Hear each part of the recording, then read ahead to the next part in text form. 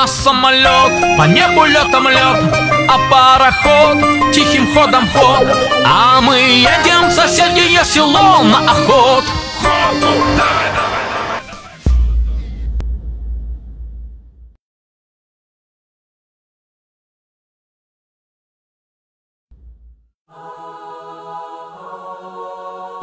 Kung tatanungin mo ako 10 years ago, parang ang labo kasi 10 years ago ang hirap ng buhay namin.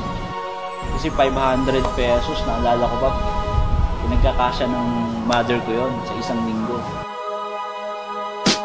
Ako nga pala si Brian Bibe, tubong Bicol, 30 years old, and isa po ako sa mga pinakabatang naging successful sa AIM Global.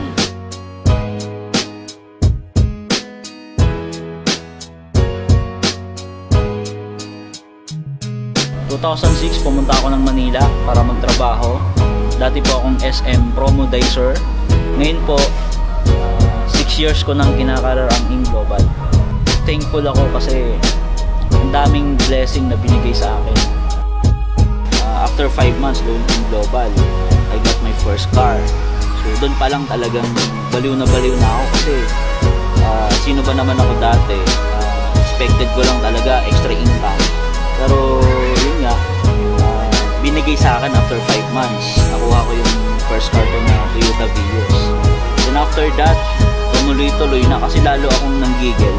Daming nagtatanong sa akin through Facebook, nagtitext na, Brian, grabe, ang layo na ng narating mo, ibang-iba ka na ngayon. Actually, para sa akin naman, pantay-pantay naman lahat ng tao. Kumbaga, kung nakaya ko, I do believe na kaya din nila kasi pare-paras lang naman tayo tao. Kaya lang, nagkakaiba lang tayo sa paniniwala. Kasi ako, kumbaga, nag-start ako sa AIM Global. Naniwala lang talaga ako na kaya kong narating kung ano yung narating ng ibang tao.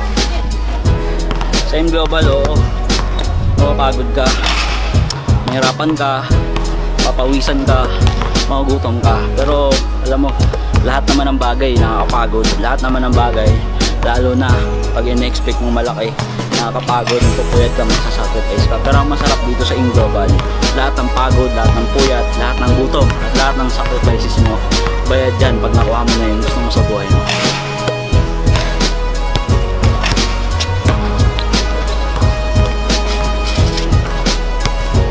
Ayan, nakilala nyo na kung sino ko, nakita nyo na kung anong narating ko. Guys, simple lang naman eh. Bago ko narating to, isa lang ginawa ko. Una, nangarap ako para sa family ko. At the same time, para sa akin. Alam ko naman kasi lahat naman tayo nangangarap. At lahat natin to gusto. Kung gusto mo rin yung narating ko, pero alam ko gusto mo naman talaga ito eh. Okay? So, simple lang. Unang-una, mangarap ka rin. Sunod, subukan mo. Kasi isa sa mga natutunan ko na hanggang ngayon hindi ko nakakalimutan. Pag may isang bagay na gusto mo, wala kang ibang dapat gawin, subukan mo. Lalong-lalo na kung ito yung magpapabago ng buhay mo at buhay ng pamilya mo. Napakasarap kasi pinatutulungan mo sila, nabibigay mo yung pangangailangan nila. Kaya guys, sana magkita-kita tayong muli on top. And on that note, God bless and to God be the glory.